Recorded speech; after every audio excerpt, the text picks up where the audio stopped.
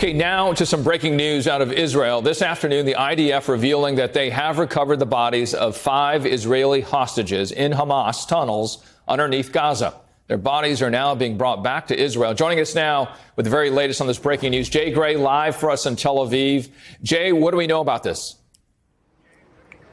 Yeah, and Richard, you're right, finding this out in the last 30 minutes or so that the IDF did locate the 5 bodies of Israeli soldiers. They were inside the tunnels. Those bodies have been recovered and they say returned to Israel.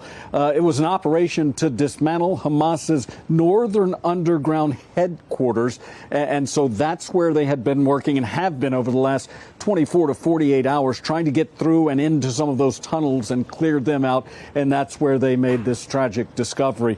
Efforts do continue, according to the IDF, to eliminate the tunnel network in not only Han Yunis, but the southern part of Gaza as well. So this is an ongoing mission and something that the IDF has said they're targeting over the last, as I said, 24 to 48 hours, Richard.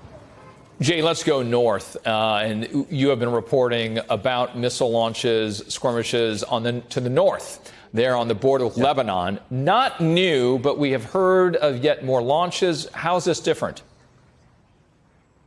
No, you're right. There's been back and forth since this war began. It comes an IDF defense forces carrying out what they call wide-scale strikes against Hezbollah targets in Lebanon. They used significant force following what they say was a barrage of rockets fired on communities in Israel. We know that there were strikes in Israel, but we have also been told that there were no injuries, no deaths as a result of those strikes. But again, things ramping up to the north as well. And there's always been concern, Richard, and we've talked about it, that there may be a second front at some point. To this point, that hasn't happened, but that doesn't alleviate the concern.